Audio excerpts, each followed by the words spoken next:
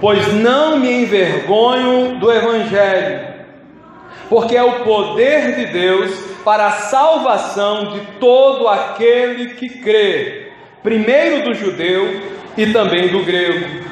Porque a justiça de Deus se revela no Evangelho, de fé em fé, como está escrito: o justo viverá por fé. Oremos ao Senhor. Te louvamos, ó Deus, e te agradecemos, Pai, nessa noite, pelo rico privilégio que temos de poder voltar às nossas vidas a Tua Palavra e de podermos pensar nas implicações da letra sagrada em relação à nossa vida e à nossa comunhão contigo. Por isso te pedimos, Senhor, nessa noite, fala conosco, ministra o nosso coração por Tua misericórdia e graça. Ajuda-nos, Senhor, a compreender o Teu querer, a Tua vontade para as nossas vidas, e nos abençoa, ó Deus, para a glória do Teu nome, para que sejamos, ó Deus, encorajados pela Tua palavra e reanimados a prosseguir, mantendo firme a convicção de que tudo o que precisamos ouvir e conhecer, o Senhor nos comunicou por meio da Tua palavra. E agora, Senhor, nos voltamos para ela, desejosos de que o Senhor alcance o nosso coração com a Tua palavra, com o Teu Evangelho e com o Teu Espírito, Senhor. Faz isso em nós nessa noite, no nome de Jesus. Amém. Louvado seja o Senhor nosso Deus. Você pode assentar-se.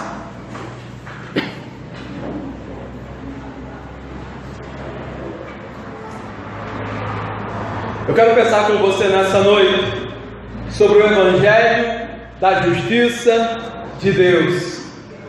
É óbvio que no tempo em que nós vivemos, nós escutamos muito sobre justiça, ou talvez muito mais do que justiça, escutamos sobre injustiças.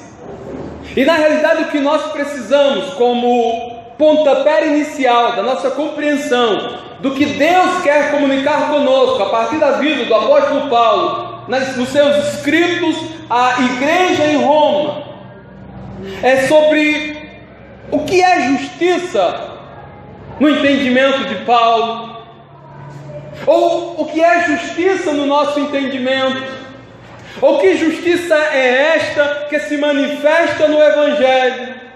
E aí nós podemos pensar sobre tudo aquilo que o apóstolo Paulo falou e comentou, e pensarmos sobre o Evangelho que o apóstolo Paulo apresenta. A carta de Paulo aos Romanos, ela é considerada por muitos como o quinto Evangelho. É que nessa carta o apóstolo Paulo apresenta a justiça de Deus no Evangelho de Jesus Cristo. A justiça de Deus apresentada pelo apóstolo Paulo é a justiça que julga e a justiça que salva. Deus julga o pecado e ao mesmo tempo Ele manifesta a sua misericórdia salvadora. É que quando nós falamos em justiça, a primeira coisa que nos vem à mente é acerto de contas, é requerer o que é devido. A justiça se dá quando alguém deve e esse alguém é solicitado a quitar o seu débito. No nosso caso, diante de Deus, o nosso débito, o nosso delito é o pecado. E Deus, em sua santidade, como justo juiz, Ele tem todo o direito de requerer ao homem que acerte a sua conta com Ele, porque a justiça de Deus exige a santidade do homem. E uma vez que o homem transgrediu a lei de Deus, ele se tornou um pecador, e a consequência, a condenação para o homem pecador é morte. Já o profeta Ezequiel dizia: a alma que pecar morrerá. Paulo, nos seus escritos aos Romanos, no capítulo 6, no verso 23, ele vai dizer que o salário do pecado é a morte. A justiça de Deus exige a morte do homem transgressor. Não porque Deus tenha prazer na morte do que morre, mas porque o Deus Santo dos céus não pode se comunicar e tampouco fazer vistas grossas ao pecado humano. O profeta Amós diz que Deus é tão santo que Ele não pode ver o mal. Isso diz respeito, queridos, a que o ambiente onde Deus está é um ambiente santo, assim como, por exemplo, Moisés, no encontro com Deus, no episódio da sarça ardente, ele se aproxima da sarça para ver, e ele ouve a voz de Deus dizendo: Moisés, tira as sandálias dos teus pés, porque o lugar que você está pisando é terra santa. O que Deus está dizendo e o que Paulo, querido, nos apresenta em relação à justiça de Deus é que o homem pecador, diante do Deus Santo, ele está perdido, porque não há nada que o homem possa fazer que lhe recomende a Deus ou que aplaque a justiça de Deus por seus próprios méritos ou por suas próprias atitudes. Paulo assegura aos cristãos, do escrito aos Romanos, que a justiça de Deus se manifesta, mas ela não se manifesta na condenação do pecador, mas na sua salvação. Porque a justiça de Deus, apresentada pelo apóstolo Paulo no Evangelho de Jesus, não é a justiça que condena, porque ela não procede da lei, mas ela é a justiça que salva, porque ela procede do amor, da graça e da misericórdia de Deus. É como se alguém chegasse para nós e nos cobrasse uma dívida, e nós, conscientes do nosso débito, chegaríamos diante do nosso credor e diríamos: olha, eu não tenho condições de pagar. E ele vai requerer em juízo o pagamento da dívida. E o pagamento teria que ser com a própria vida. E aí esse alguém chega e diz: você está devendo, a sua promissória está aqui, mas alguém pagou o preço por você. É que quando nós falamos em perdão, quando nós falamos em graça, às vezes surge um entendimento equivocado de que Deus deixou para lá o nosso pecado, de que Deus abriu mão da dívida que nós tínhamos com Ele, e se Deus assim fizesse, Ele não seria justo, e justiça é um dos atributos de Deus. Então Deus não faz vistas grossas, nem deixa para lá o nosso pecado. E é exatamente sobre isso que Paulo vai falar quando ele apresenta o Evangelho da justiça de Deus. É que ele vai assegurar aos romanos que a justiça de Deus não se manifesta condenando o pecador, mas sim salvando este, não porque a dívida deixou de existir, mas antes porque a dívida foi paga, a dívida foi quitada. Quando Deus olha para nós e nos vê pecador, Ele nos vê através da cruz, porque na cruz Jesus pagou e riscou o escrito de dívida que nos era contrário. A minha dívida, a sua dívida diante de Deus foi paga por Jesus ali na cruz. Ele assumiu, Ele tomou sobre si as nossas enfermidades, as nossas transgressões e o nosso pecado. Então não é que Deus fez vistas grossas e esqueceu o nosso pecado, mas é que quando Deus nos vê pecador, Ele vê sobre a nossa vida o sangue de Jesus que verteu na cruz do Calvário, nos oferecendo perdão, nova vida e reconciliação nele. A justiça de Deus manifesta no Evangelho é a justiça que salva. O apóstolo Paulo diz: eu não me envergonho do Evangelho. Às vezes pode soar estranho, por que Paulo se envergonharia então do Evangelho? E aí nós poderíamos pensar algumas razões pelas quais Paulo poderia sentir vergonha do Evangelho.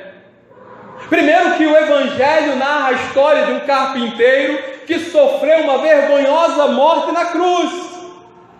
Paulo era daquilo que poderíamos dizer da elite do Império Romano, ele era cidadão romano. Ele foi educado aos pés de um grande mestre em Israel, aos pés de Gamaliel. Ele aprendeu sobre a justiça de Deus, mas a justiça que procede da lei, a justiça que condena.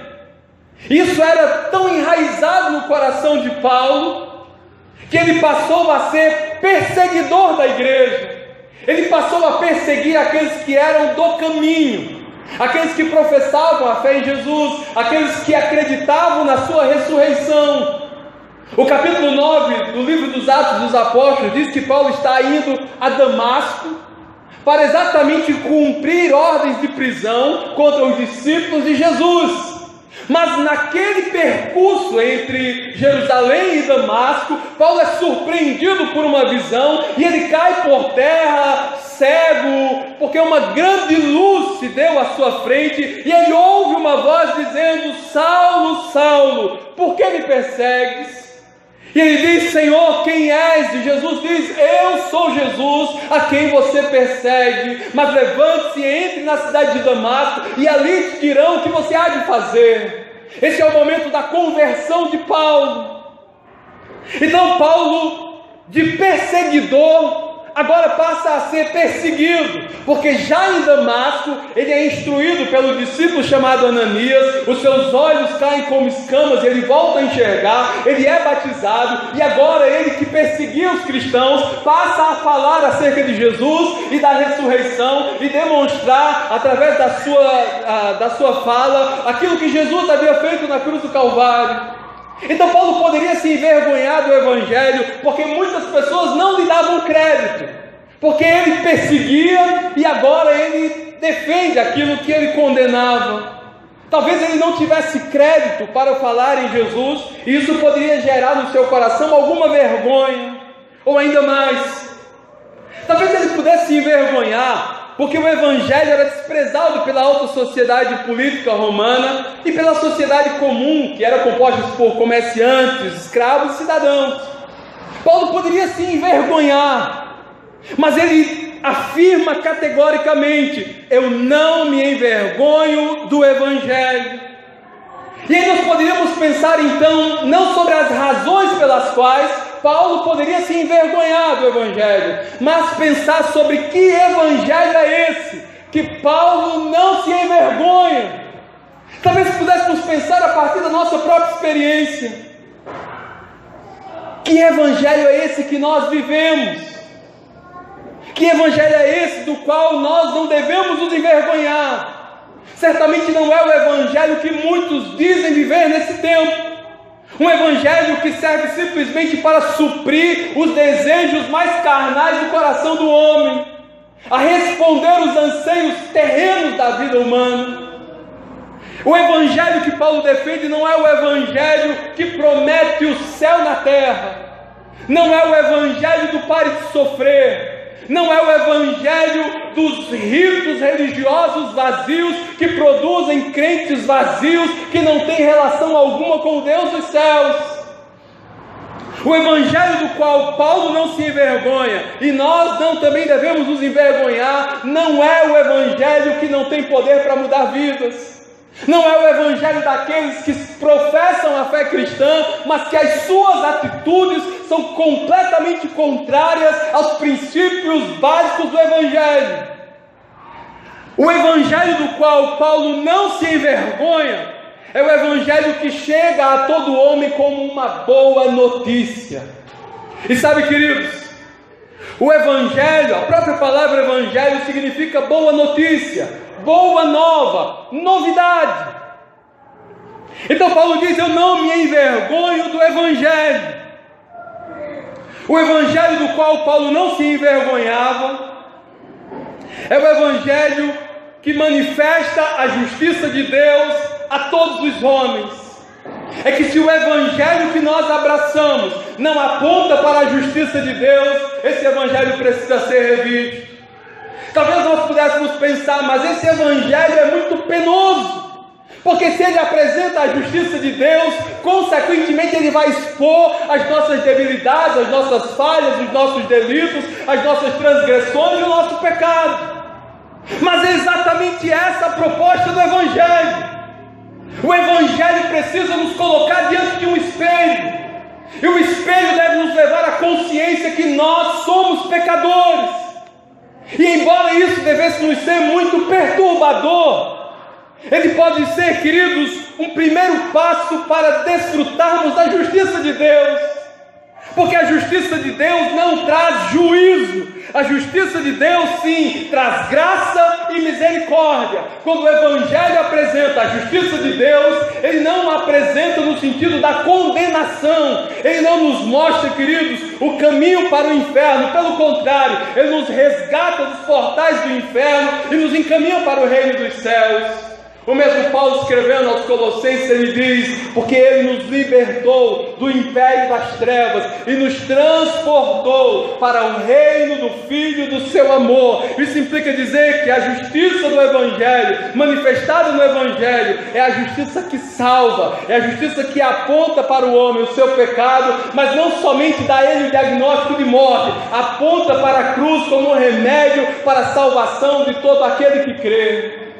O apóstolo Paulo diz: eu não me envergonho do Evangelho, porque o Evangelho apresenta a justiça de Deus manifesta na cruz do Calvário. Eu não sei se você consegue compreender isso, mas o ato de Jesus na cruz do Calvário diz respeito à minha e à sua vida, à nossa condição de pecador, e não a Ele propriamente, porque Ele jamais pecou. A Bíblia apresenta o Cristo como alguém que nunca conheceu o pecado.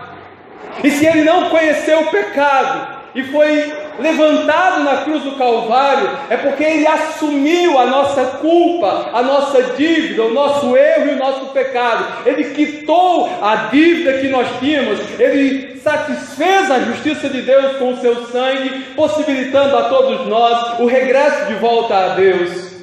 O mesmo Paulo, escrevendo aos Coríntios, na segunda carta aos Coríntios, na primeira carta aos Coríntios, capítulo 5, verso 21, ele vai dizer que aquele que não conheceu o pecado, Ele o fez pecado por nós, para que nele, Jesus, fôssemos feitos justiça de Deus. Olha o que Paulo está dizendo, 2 Coríntios, capítulo 5, verso 21. Aquele que não conheceu o pecado, o único homem que jamais conheceu o pecado é Jesus. E Paulo diz: Ele, Deus, o fez a Cristo, pecado por nós. Ele fez com que todo o pecado da humanidade repousasse sobre Cristo, para que nele, em Jesus, eu e você fôssemos feitos justiça de Deus. O que Paulo está dizendo é: o meu e o seu pecado, Jesus levou na cruz do Calvário, para que ali na cruz, triunfando sobre principados e potestades, e rasgando o escrito de dívida que nos era contrário, eu e você pudéssemos viver a sua vida. A lógica é muito objetiva. Ele morreu a morte que nós merecíamos morrer, para que nós vivêssemos a vida que nós não merecíamos viver. Essa é a manifestação objetiva da justiça de Deus, apresentada pelo Evangelho, descrita pelo apóstolo Paulo aos cristãos romanos. Que Evangelho é esse? Que o apóstolo Paulo diz: eu não me envergonho. Ele diz: o Evangelho é o poder de Deus. E nós precisamos entender, talvez seja um termo também banalizado do nosso tempo, quando falamos em poder de Deus, porque normalmente nós associamos poder de Deus a algum feito maravilhoso do Senhor na nossa vida cotidiana, na nossa vida humana, nesse contexto último, nessa existência terrena. Mas o apóstolo Paulo diz: o Evangelho é poder de Deus. Esse poder, a palavra poder aqui, descrita pelo apóstolo Paulo, tem o mesmo sentido de dínamo, de dinamite. Então é como se o apóstolo Paulo dissesse: o Evangelho é o poder explosivo que capacita o homem a vencer o pecado. O poder do Evangelho se manifesta na capacitação de Deus para que eu e você, em Cristo, possamos resistir ao pecado. Talvez no nosso tempo soe muito mais comum alguém dizer: não, nós somos pecadores. E aí nós temos que fazer uma diferenciação ou categorizar os pecadores.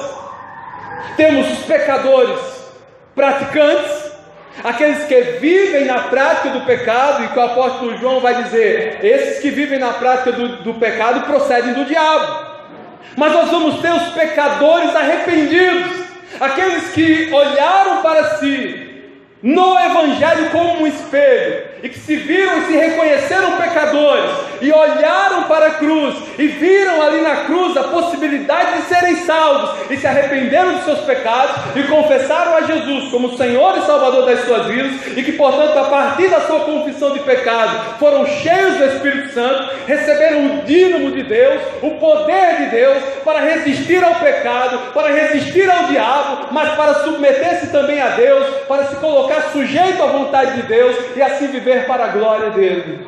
O que o apóstolo Paulo está dizendo é o Evangelho, é o poder de Deus. E esse poder nos capacita a resistir ao pecado. O pecado já não é mais um senhor sobre a nossa vida. Paulo diz, escrevendo ainda aos Romanos: você está debaixo da graça e não debaixo da lei. Por isso, o pecado não terá domínio sobre você. Ele quebrou os grilhões e as cadeias do inferno que nos prendiam às práticas pecaminosas, manifestando a sua justiça na cruz do Calvário, e que essa justiça nos foi comunicada por Cristo. Paulo diz: eu não me envergonho do Evangelho, porque o poder do Evangelho é libertador e transformador. É que alguém pode chegar para você e dizer: a partir de hoje eu mudei. Aquilo que eu fazia de errado eu não vou fazer mais. Aquilo que trazia dor e dano à minha vida e à minha família, a partir de hoje está cancelado. Essa é uma mudança hipócrita, porque não é uma mudança possível de ser sustentada pelo homem. O único que tem o poder de mudar e transformar a vida do homem a partir da sua libertação é o poder do Espírito Santo, é o Senhor Jesus, através do seu Evangelho. A mudança é possível a partir, queridos, de uma sujeição à vontade de Deus. É que essa mudança é operada em nós pelo Espírito Santo. E tem coisas em nossa vida que estão enraizadas, e que somente o Espírito Santo e o poder desse Espírito é capaz de nos resgatar e de tirar de nós essas raízes pecaminosas e nos conduzir em santidade para a presença de Deus. Paulo diz: o Evangelho é poder de Deus, e o poder de Deus se manifesta no poder de nos libertar e também de transformar a nossa vida. Por isso, se alguém frequenta uma igreja, se alguém até mesmo fala sobre Jesus, mas a sua vida, as suas atitudes são tais quais quando ele não conhecia o Evangelho e não frequentava a igreja, corre o risco muito evidente dessa pessoa nunca ter tido o encontro real e verdadeiro com o Senhor. O Evangelho, queridos, muda vidas. O Evangelho transforma corações. O profeta Ezequiel já dizia que o Senhor, quando enviasse o seu Espírito, Ele nos daria um novo coração. Ele arrancaria de nós um coração de pedra, insensível, e colocaria em nós um coração de carne, sensível à sua voz, e poria dentro desse novo coração o seu Espírito, e imprimiria nesse coração as suas leis. Isso implica dizer, queridos, que quando nós nos deparamos com este Evangelho, que é o poder de Deus, nós somos, por óbvio, transformados e libertados para a glória do Senhor nosso Deus. O Evangelho não se manifesta em um poder que apresenta uma falsa espiritualidade. O Evangelho não se manifesta em um poder que traz ao homem uma sensação de bem-estar. Ele também não se manifesta, queridos, em uma vida de aparência, em uma mudança superficial. A mudança do Evangelho, que é poder de Deus, ela começa lá dentro do nosso coração, nos desarmando de todos os nossos preconceitos e de tudo aquilo que nós achávamos legítimos e de todas as práticas pecaminosas, e nos encaminha para Deus. O Evangelho que não muda a vida não é o Evangelho do qual Paulo diz: eu não me envergonho do Evangelho. O Evangelho que é o poder de Deus é o Evangelho que desconhece impossibilidades e que ultrapassa todos os limites. Mas olha, eu não mudo, eu não consigo mudar, meu marido não muda, minha esposa não muda, meus filhos não mudam. O Evangelho que é poder de Deus muda vidas, liberta corações e dá ao homem a possibilidade de um novo começo. Só o Evangelho propõe ao homem a possibilidade de um novo nascimento. Esse Evangelho do qual Paulo diz: eu não me envergonho, e do qual nós também não devemos nos envergonhar, é o Evangelho que dá a cada um de nós a possibilidade do novo nascimento. Sabe o que é isso? O Senhor está dizendo: não importa o que você fez, cantamos agora, não importa para onde você foi, não importa se foi na escuridão da noite, Ele apaga o seu passado e Ele não desiste de você, porque em Cristo Jesus Ele pagou um alto preço pela nossa vida e Ele nos requer na sua presença por amor. Esse poder de Deus, Ele nos atrai, Ele não nos obriga, entenda isso, é uma escolha. Você não é obrigado a seguir e servir a Deus, mas nós podemos ser atraídos por essa proposta extraordinária de salvação e perdão, de transformação, libertação e nova vida que nós temos na pessoa bendita de Jesus. O evangelho que Paulo diz, eu não me envergonho, é o evangelho que liberta o homem, é o evangelho que salva o homem. E daí quando nós falamos de salvação, nós muitas vezes pensamos na salvação a partir da perspectiva de céu. Eu sou salvo e eu quero ir para o céu.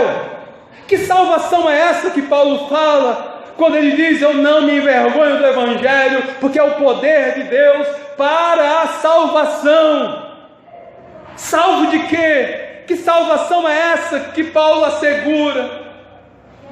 Primeiro ele vai assegurar que essa salvação é pela fé e não por obras. Nós vemos a princípio, porque pela graça sois salvos mediante a fé, e isso não vem de vós, é dom de Deus, não de obras, para que ninguém se glorie. Primeiro que a salvação não é resultado das obras e das atitudes humanas. Nós somos salvos não pelo que nós fazemos ou deixamos de fazer. Nós somos salvos pelo que Jesus fez na cruz do Calvário e pela justiça que Ele obteve no seu sangue.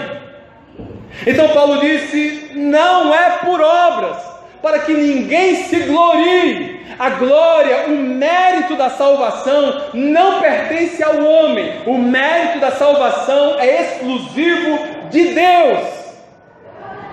Aí ele ainda entende uma coisa, é que a salvação, ela transcende a realidade de céu.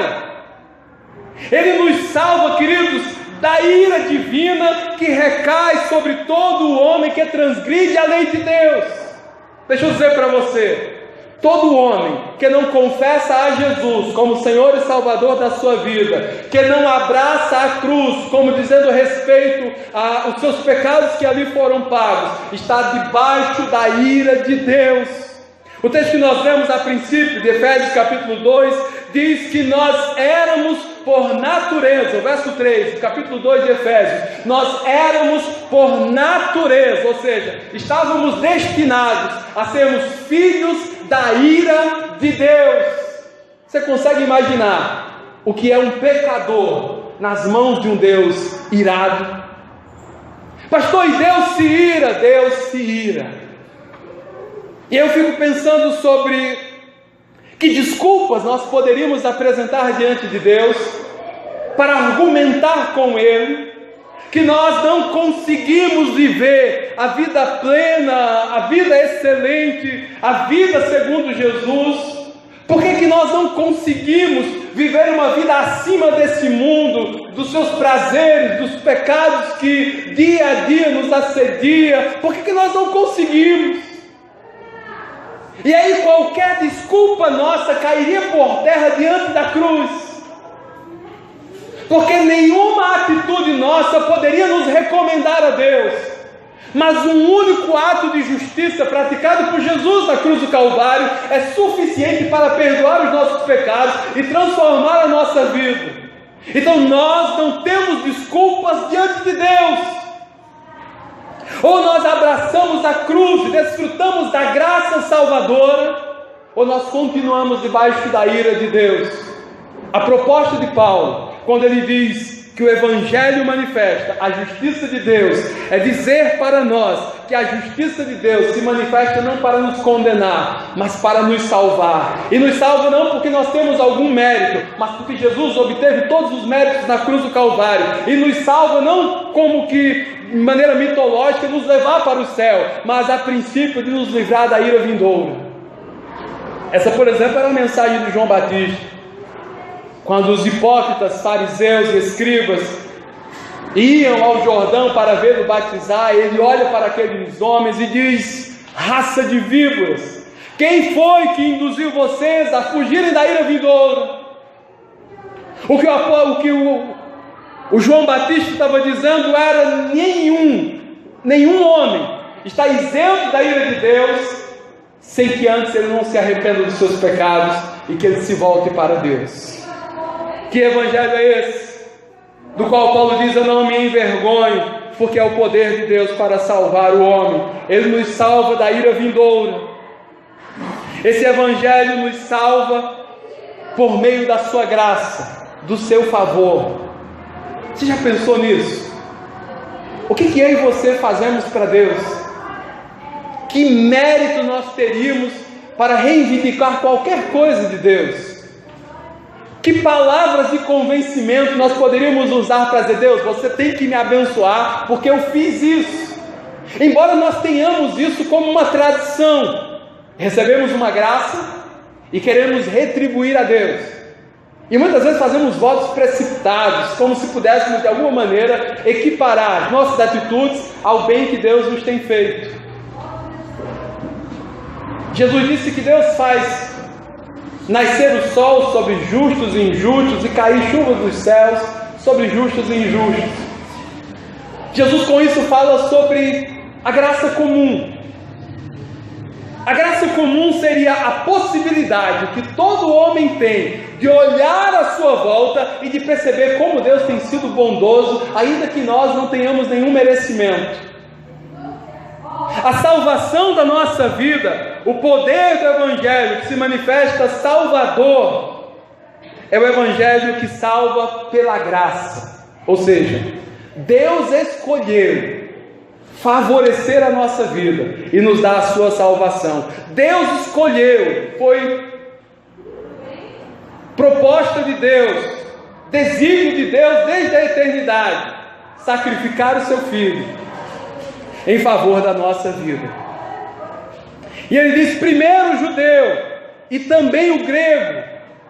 Ele está colocando aqui a ordem das coisas. Primeiro os judeus, porque foi o povo escolhido de Deus, foi alvo e objeto das promessas de Deus. Mas ele diz também do grego. O grego era todo aquele que não era da comunidade de Israel, os gentios, eu, você.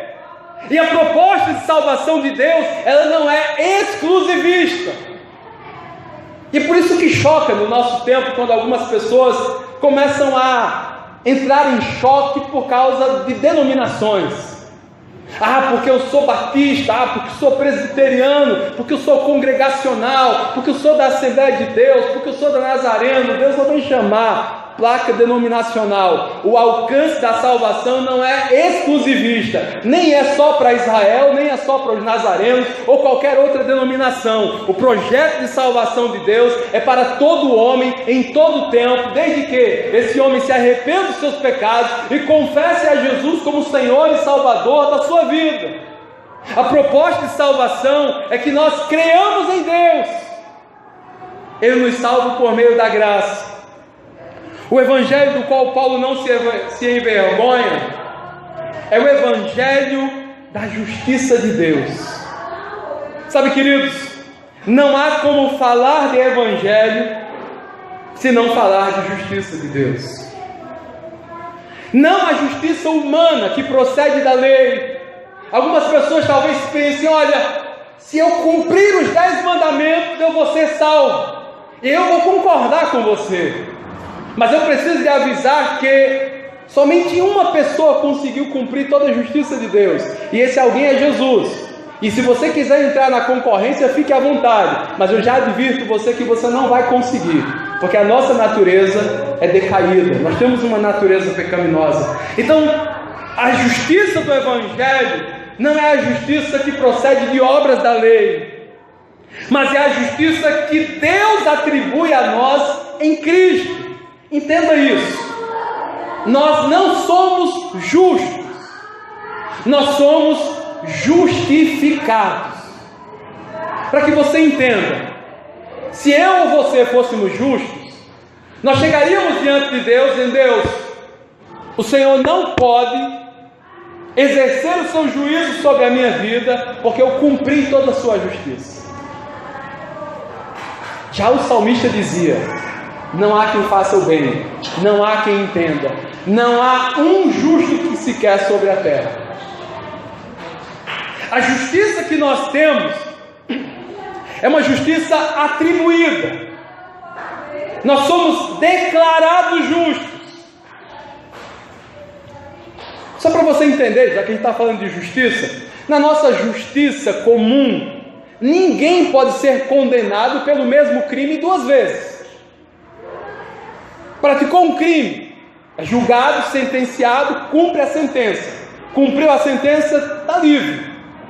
Alcançou a justiça. Ele não pode novamente ser condenado por aquele mesmo crime, porque já foi pago. De maneira semelhante, só para que você entenda, quando nós nos achegamos a Deus, Ele atribui a nós a justiça de Cristo, e a justiça de Cristo é que eu e você, pecadores, merecíamos morrer. Era isso que reza a lei: a alma que pecar morrerá, o salário do pecado é a morte, o homem pecador merece morrer. Jesus tomou o nosso lugar, Ele morreu em nosso lugar. Isso implica dizer que a justiça de Deus foi satisfeita na morte de Jesus. Mas Ele não somente morreu, a Bíblia diz que ao terceiro dia Ele ressuscitou. E Paulo diz no capítulo 4 de Romanos que Ele ressuscitou para a nossa justificação. Ele triunfou sobre a morte, Ele satisfez a justiça de Deus, e a todos que se achegaram a Ele por meio da fé foram declarados justos. E é isso que nós chamamos de justificação. Aí Paulo vai dizer no capítulo 5, verso 1 de Romanos: justificados, pois, mediante a fé, temos paz com Deus, por intermédio do Senhor Jesus Cristo. Essa paz não é aquela ideia de que tudo está bem na nossa vida, não tem problema. A paz com Deus diz respeito que o conflito que havia entre nós e Deus, por causa do nosso pecado, foi satisfeito em Cristo, e já não há mais barreira. Agora, pela justiça de Jesus, nós podemos nos aproximar de Deus e oferecer a nossa própria vida diante do seu altar, como sacrifício vivo, santo e agradável a Deus. Ele satisfez toda a justiça de Deus. O Evangelho apresentado pelo apóstolo Paulo é o Evangelho da justiça de Deus, e ele vai dizer que a justiça de Deus se revela no Evangelho de fé em fé. E ele recorre ao profeta Abacuque quando ele diz: o justo viverá pela fé. Quando nós alcançamos a graça de Deus, a graça salvadora do Senhor, nós passamos a viver de fé em fé. A ideia aqui é que, a princípio, essa fé nos salva pela graça de Deus, e num outro momento ela nos capacita a viver de forma íntegra e excelente diante de Deus. Por isso, queridos, o Evangelho da justiça de Deus é o Evangelho que nos apresenta a possibilidade de salvação por intermédio da cruz de Cristo. O Evangelho da justiça de Deus é o Evangelho que nos assegura que o escrito de dívida que nos era contrário foi cancelado na cruz. O Evangelho da justiça de Deus é o Evangelho que tem o poder de mudar e transformar a nossa vida e a nossa história. O Evangelho da justiça de Deus é o Evangelho que nos traz a paz com Ele e que possibilita a todo homem, a você e a mim, a desenvolvermos uma vida de intimidade com Deus, sem barreiras, sem qualquer receio ou medo, porque o pecado que nos era contrário, que pesava sobre a nossa vida, foi pago por Jesus na cruz do Calvário. Aquele que não conheceu o pecado, Deus o fez pecado por nós, para que nele, em Jesus, nós fôssemos feitos justiça de Deus. Por isso nós podemos, assim como o apóstolo Paulo declarar: eu não me envergonho do Evangelho, porque é o poder de Deus para a salvação de todo aquele que crê. Se você crê, você pode ser salvo pelo Evangelho da justiça de Deus. Amém, queridos? Pois não me envergonho do Evangelho, porque é o poder de Deus para a salvação de todo aquele que crê, primeiro do judeu e também do grego. Porque a justiça de Deus se revela no Evangelho, de fé em fé, como está escrito: o justo viverá por fé. Oremos ao Senhor. Te louvamos, ó Deus, e te agradecemos, Pai, nessa noite, pelo rico privilégio que temos de poder voltar às nossas vidas a Tua palavra.